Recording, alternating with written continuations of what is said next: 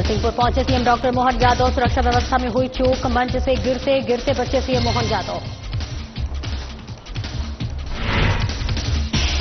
और ट्राइबल कल्याण संघ ने अशोकनगर में विशाल सभा आयोजित। 29 सूत्रीय मांगों की उठाई आवाज, ट्राइबलों के अधिकारों पर दिया गया जोर। नरसिंहपुर में ट्रस्ट की जमीन को लेकर दो पक्षों में विवाद, मारपीट में 2 लोग हुए घायल, मामले की जांच में जुटी पुलिस।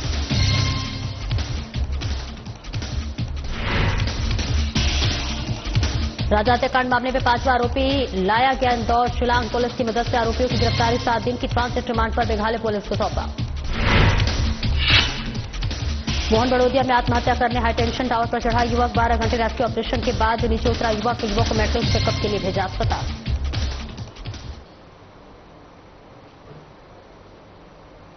नमस्कार, स्वागत है आपका। मैं हूं आपके साथ सपना दीपक मदेशिया। बुलेटिन का आगाज करेंगे।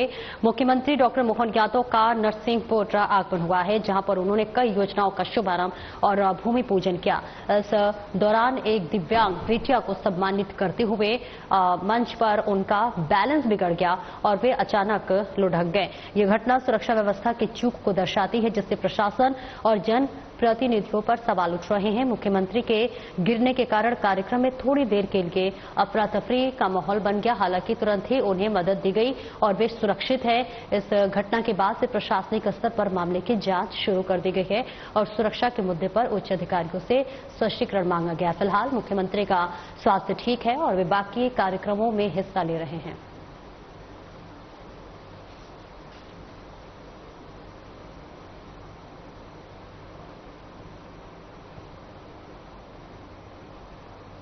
और ड्राइवर कल्याण संघ भारत के प्रदेश अध्यक्ष दिनेश परिहार ने नेतृत्व में जिला अशोकनगर के तहसील चंदेरी में एक विशाल सभा का आयोजन किया गया। इस मौके पर अध्यक्ष दिनेश परिहार ने बताया कि भारत में जितने भी ड्राइवर हैं वे आंतरिक सिपाही के रूप में दिन रात मेहनत करके अपने परिवार का पालन पोषण करते हैं। बावजूद इसके कई बार उन्हें अपमानित किया जाता है। इस मुद्दे को लेकर ऑल ड्राइवर कल्याण संघ भारत ने 29 सूत्रीय मांगे भारत सरकार से उठाई है, जिनके समाधान के लिए संघ लगातार प्रयासरत है। सभा में अन्य प्रदेशों और जिलों से भी पदाधिकारी और कार्यकर्ता मौजूद रहे। इस अवसर पर धार जिले से राजेश सोलंकी को जिला अध्यक्ष और महेश चंद्रवंशी को प्रदेश उपाध्यक्ष पद पर नियुक्ति किया गया है। रंजीत यादव को प्रदेश प्रवक्ता बनाया गया है। प्रदेश अध्यक्ष दिनेश परिहार ने नवनियुक्त पदाधिकारियों को शुभकामनाएं देते हुए संगठन के उज्जवल भविष्य की कामना की है।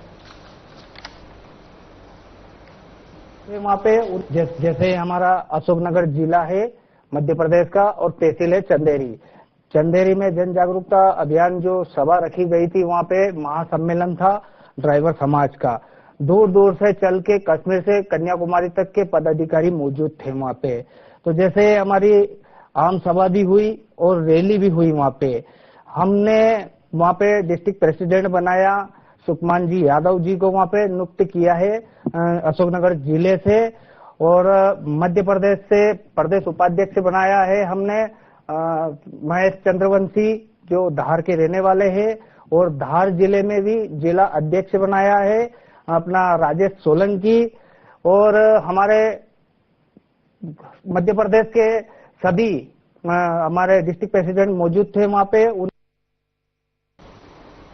ग्राम नयाखेड़ा में स्थित देव मुरलीधर मंदिर की ट्रस्ट की जमीन को लेकर के 2 पक्षों में विवाद हो गया, जिसमें 2 लोग घायल हो गए। आपको बता दें कि सांगोनी निवासी प्रदीप ने इस साल ट्रस्ट की 18 एकड़ जमीन की नीलामी में बोली लगाकर 3 साल के लिए एक जमीन ली। जब प्रदीप अपने खेत में ट्रैक्टर से जुताई कर रहा था तो गांव के पूर्व सरपंच मोहन पटेल, उमाशंकर पटेल और राजेंद्र ने उसे गालियां देते हुए उससे डंडे और जूतों से मारना शुरू कर दिया। दरअसल मोहन पटेल मुरलीधर मंदिर ट्रस्ट के सदस्य हैं और कई सालों से जमीन पर कब्जा किए हुए थे। इस बार वे नीलामी में पिछड़ गए और प्रदीप की जमीन जीत ली। आरोप है कि अपनी राजनीतिक पहुंच के उपयोग करते हुए मोहन पटेल ने विरोध किया। फिलहाल कोतवाली पुलिस ने मामला दर्ज कर जांच शुरू कर दी है।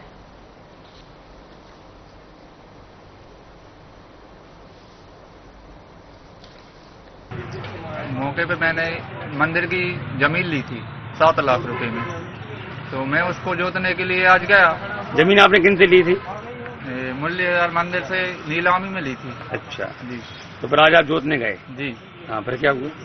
वहाँ पे हम जोतने के लिए गए तो इन्होंने कहते हैं आन की सीधी गाली गलौज चालू कर दी और कहते ये हमारी जमीन है, इस पे हमारा 20 साल से कब्जा है, हम नहीं छोड़ेंगे। कौन कौन थे वो लोग? वो 4 लोग थे।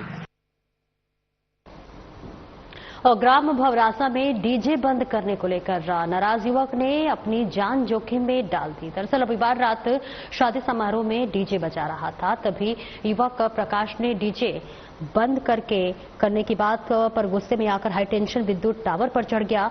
सुबह 8 बजे जब गांव वालों ने युवक को टावर पर देखा तो पुलिस और विद्युत विभाग को सूचना दी। मौके पर पहुंची मुरली मालवीय और थाना प्रभारी प्रेम किशोर व्यास की टीम ने बिजली लाइन को बंद कराया और इसके बाद राजगढ़, आगर और पचोर में रेस्क्यू टीमें मौके पर पहुंची। करीब 12 घंटे के रेस्क्यू ऑपरेशन के बाद युवक को सुरक्षित नीचे उतार लिया गया। रेस्क्यू ऑपरेशन में शामिल अजय कुमार गोंडा ने कहा कि युवक की जान किस्मत से बची है। युवक को मेडिकल चेकअप के लिए भेजा गया है।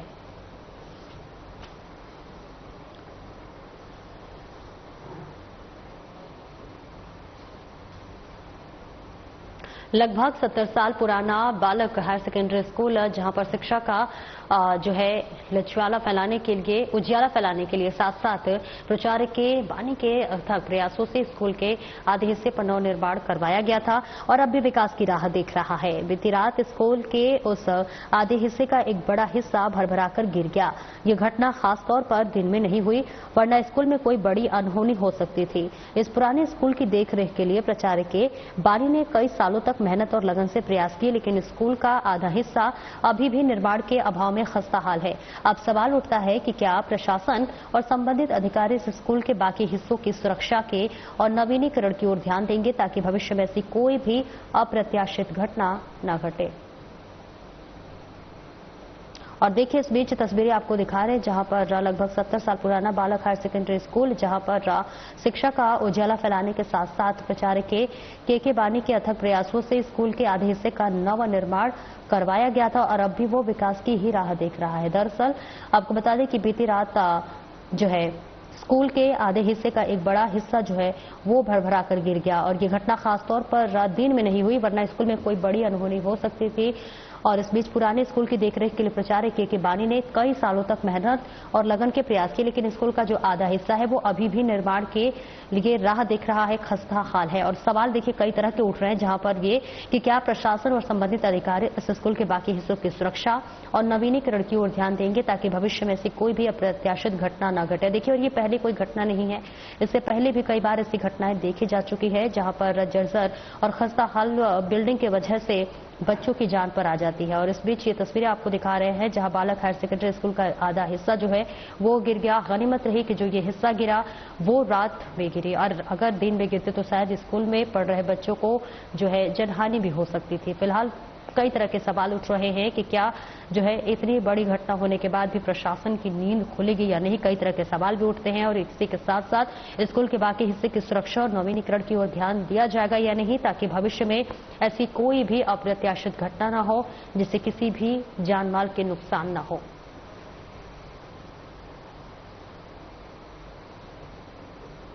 राजा हत्याकांड के 5वें आरोपी आनंद कुर्मी को इंदौर लाया गया है, जहां पर देर रात शिलांग पुलिस आरोपी आनंद को लेकर इंदौर पहुंची और आज उसे कोर्ट में पेश किया गया, जहां शशांक सिंह की कोर्ट ने आरोपी आनंद को 7 दिन की ट्रांजिट रिमांड पर मेघालय पुलिस को सौंप दिया है। एडिशनल डीसीपी राजेश दंडोटिया ने बताया कि आरोपी को बिना किसी घटना के लाया गया और कोर्ट में पेश किया गया है। शिलांग पुलिस ने पहले 3 आरोपियों को गिरफ्तार किया था और उनसे रात भर पूछताछ की गई। आरोपियों के मोबाइल फोन भी जब्त किए गए हैं और अब तक इंदौर कमिश्नरेट ने शिलांग पुलिस को हर संभव सहायता देने का वादा किया है। हालांकि आरोपियों के घर की तलाशी अभी तक नहीं ली गई है। इस मामले की जांच जारी है और पुलिस आरोपियों से और जानकारी प्राप्त करने की प्रयास कर रही है।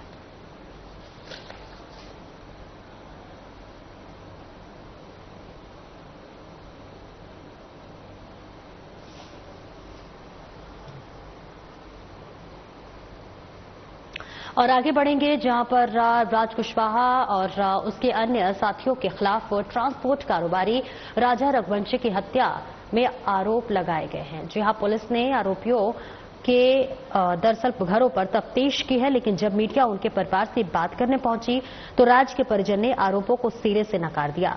राज की मां और बहन का कहना था कि हमें कुछ नहीं पता, जो भी आरोप लगे हैं वे सब झूठे हैं। हमारा बेटा, हमारा भाई, इनको फंसाया जा रहा है और हमें न्याय चाहिए। राज कुशवाहा, विशाल और अंकित इंदौर के सोनम के पास रहते थे और घटना के बाद विशाल और अंकित के परिजन घर छोड़कर गायब हो गए हैं। वहीं राज के परिवार ने बताया कि उनके पिता की कोरोना के दौरान मौत हो चुकी थी और राज ही अपने परिवार का पालन पोषण करता था। राज की बहन ने कहा कि उसके भाई का कभी ऐसा कोई भी कदम उठाने का सवाल नहीं था। राज के परिजनों के अनुसार सोनम से उसका संबंध क्या था, इस बारे में उन्हें कोई भी जानकारी नहीं है।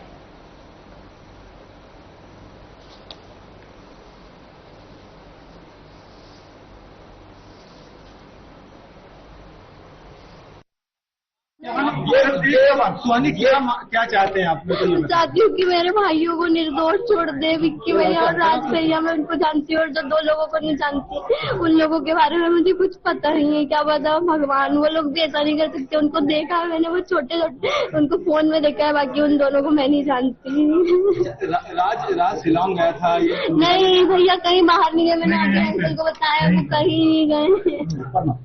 पूरा भरोसा, वो कभी ऐसा नहीं कर सकता। हम उसको हमेशा से जानते हैं, उन दोनों को जानते हैं, वो नहीं कर सकते ऐसा।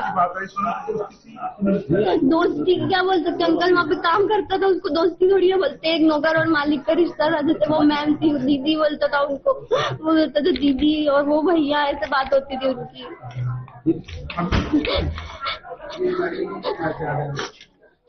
चलो क्या हम चाहते हैं कि हमारा भाई छूट के आ जाए हमारे पास। उसके अलावा कोई भी नहीं है। सबके पास अपनी अपनी फैमिली, हमारे पास कोई भी नहीं हमारे भाई के अलावा।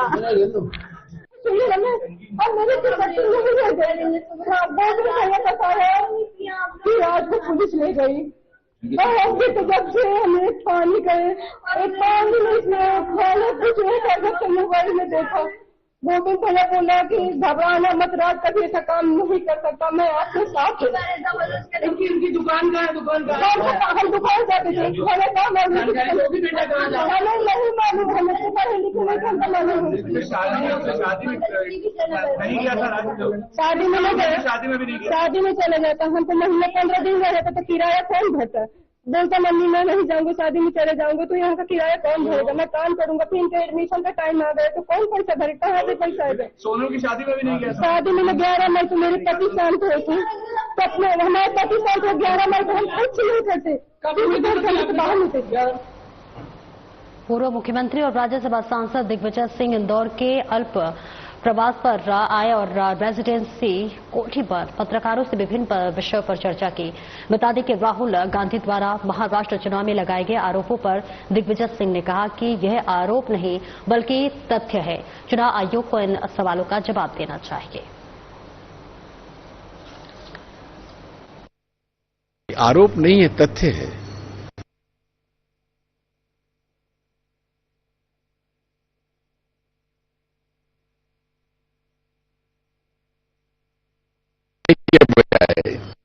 बिना हस्ताक्षरित एक स्टेटमेंट रिलीज किया है, उसको हम वैध माने या अवैध माने? जिस प्रकार से वोटर लिस्ट में तथ्यात्मक रूप से और प्रमाणित जो खुद कमीशन ऑफ इंडिया के आंकड़े हैं, उनके आधार पर जो बिंदु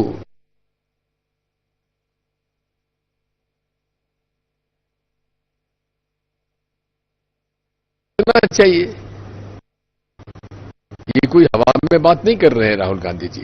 तथ्यात्मक रूप से उन्हीं के आंकड़ों के आधार पर उन्होंने कुछ प्रश्न किए हैं, उसका जवाब देना चाहिए। नगर की सफाई व्यवस्था इस समय पूरी तरह से चरमराई हुई है और स्वास्थ्य कल्याण मंत्री नरेश शिवाजी पटेल के गृह क्षेत्र में ही सिविल अस्पताल के सामने गंदगी का अंबार लगा हुआ है। नगर परिषद अधिकारी हरिशंकर वर्मा से जब सफाई को लेकर सवाल पूछा जाता है तो उनका कहना है कि पहले नगर परिषद में आवेदन देना होगा, तभी सफाई शुरू होगी। और ये स्थिति तब और चिंताजनक हो जाती है जब स्वास्थ्य मंत्री के गृह क्षेत्र में गंदगी का आलम है। सिविल अस्पताल के सामने गंदगी के ढेर लगे हुए हैं और ऐसे में आम जनता के लिए परेशानी का कारण बन गया। अस्पताल में आने वाले मरीजों और उनके परिजनों के लिए ये समस्या जो है वो लगातार बढ़ती जा रही है। ऐसे में इसके बावजूद भी अस्पताल में आने के मरीजों और परिजनों के लिए ये समस्या बढ़ती जा रही है। बावजूद इसके नगर परिषद अधिकारी इस ओर ध्यान नहीं दे रहे हैं। और क्या स्वास्थ्य विभाग के अधिकारी इस मुद्दे को गंभीरता से लेंगे, ये भी सवाल है और समय रहते सफाई पर ध्यान देना आवश्यक है।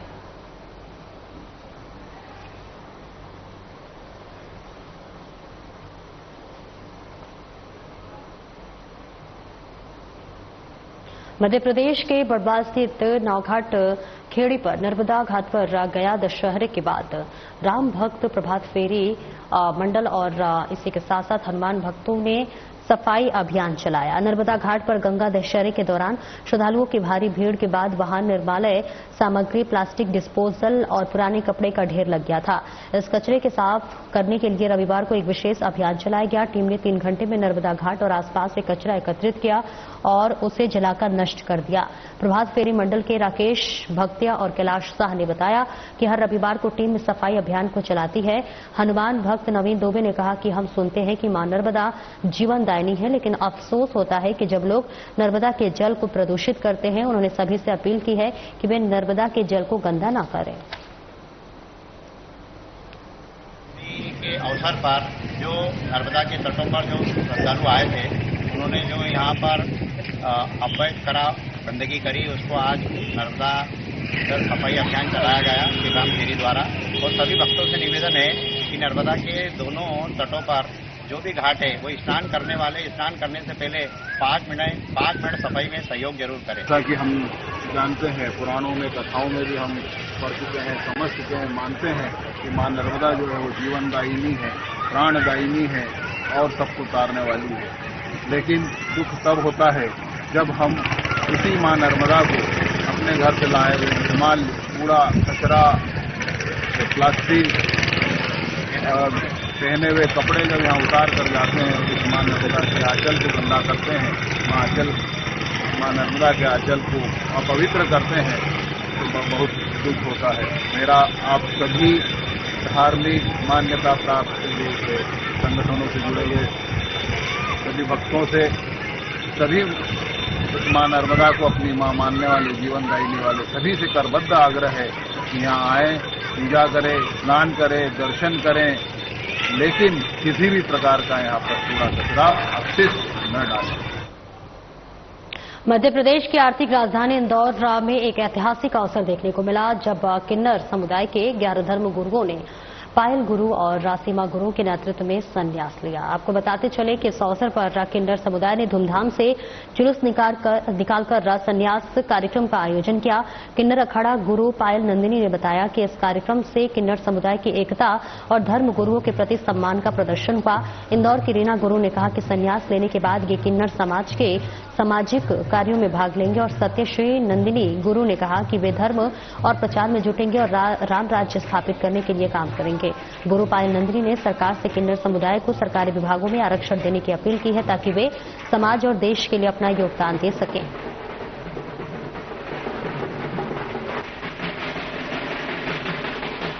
ये हमारा जो हमारे राम जी का वस्त्र है, ये मतलब चोला है ना, तो मैं बोलूंगी कि हमारे राम राज ऐसे बना रहे और मेरे शहर के शहरवासी सभी को मेरी हमारे पूरे किन्नर समाज से दुआ है कि भगवान उनके हाथ सुलाते सलामत रहे। और हम लोग उनके लिए मंदिर बनाया है। मंदिर हमारा इतने सालों से मंदिर है, मतलब मेरा तो जन्मदिन नहीं होगा, हमारे मालक लोग देते गुरु जी, उनको मालूम है। तो हम लोग तो बस पूजा अर्चना करेंगे आप लोग के लिए कि आप लोग के हाथ सुलाते सलामत रहे, आप लोग सब सलामत हो। किन्नरों की कोई भी प्रतिचिति दिख नहीं रही थी हर किसी को। आज हमारे जो गुरु है ना, हमारे गुरु माई, बड़े गुरु, हमारे महामंडलेश्वर, इन्होंने ये हमें शिक्षा प्रदान करके दी है जुनई अखाड़े से, किन्नर अखाड़े से हम 11 किन्नरों को इंदौर से समाज सेवा करने के लिए, समाज में जो भी धार्मिक महात्मा जो भी काम होगा उस चीज के लिए हम आगे बढ़ के काम करेंगे और इसी तरह नीले आसमान में यही भगवा सनातन धर्म का भगवा लहराते रहेंगे। समाज को लाभ बोले तो सबसे बड़ा तो यश व गंधर्व नरसिंह किन्नर, हम तो किन्नर सारे उपदेवता की श्रेणी में आते हैं, तो हमारा समाज झिलमिल हुआ था। थर्ड जेंडर में हमारा तीसरे इसमें आया था। अब ये आगे चढ़ के जो माही के और इनके सामने में जो सनातन धर्म के लिए आगे चढ़ के काम कर रहे, तो ऐसे ही ये लोग है ना, इनके सामने में रह के और हमारे सामने में रह के ये आगे चढ़ के सनातन के लिए काम करेंगे। अभी देखो जहां जहां कुंभ लगेगा, जहां जहां सनातन का काम रहेगा, वहां वहां ये सारे शिष्य परिवार और हमारे हरिगिरी बापू जी के जो शिष्य बने, हमारे शिष्य बने, ये आगे चढ़ के बढ़ चढ़ के काम करेंगे। देखो हमारा किन्नर भी अखाड़ा है, जैसे किन्नर समाज के लिए किन्नर अखाड़ा है और जुना अखाड़ा भी है।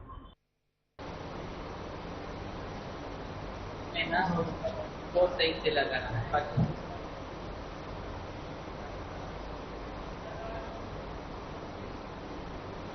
और खबर अमरवाड़ा से है, जहां पर विकसित भारत संकल्प पदयात्रा के दौरान ग्राम पंचायत खामी हीरा से 65 लाख रुपए की लागत के स्वास्थ्य केंद्र और 15 लाख रुपए की लागत से बनने वाले सामुदायिक भवन को भूमि पूजन और जिले के लोकप्रिय सांसद ने किया है। इस मौके पर जिले के सांसद विवेक साहू, विधायक कमलेश प्रताप शाह, मंडल अध्यक्ष सोनू सरस्वार, महामंत्री राजेश कहार सहित अन्य कार्यकर्ता उपस्थित रहे।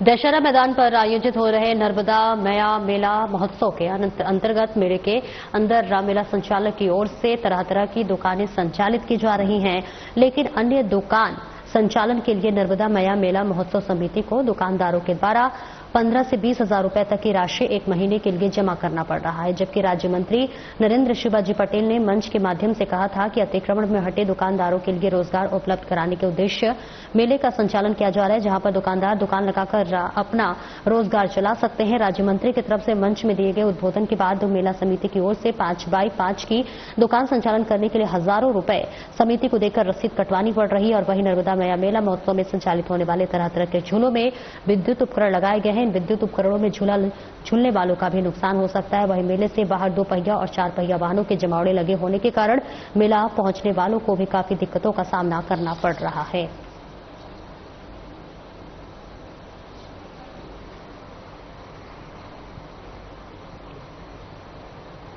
छिंदवाड़ा कोतवाली पुलिस ने 2 अपराधियों का जुलूस निकाला है। आपको बताते चले कि इमली खेड़ा निवासी शैलेश संसदे और इसी के साथ साथ राजू हेडर गुवार लोगों को इस डरा धमकाकर रंगदारी वसूलते थे। जहां इस बात की सूचना कोतवाली नगर निरीक्षक आशीष धुरिया को मिलने पर त्वरित कार्रवाई करते हुए दोनों अपराधियों को गिरफ्तार करके उसका जुलूस निकाला गया और अदालत में पेश किया गया। कोतवाली निरीक्षक आशीष धुरिया ने बताया कि आगे भी इस तरह की कार्रवाई जारी रहेगी।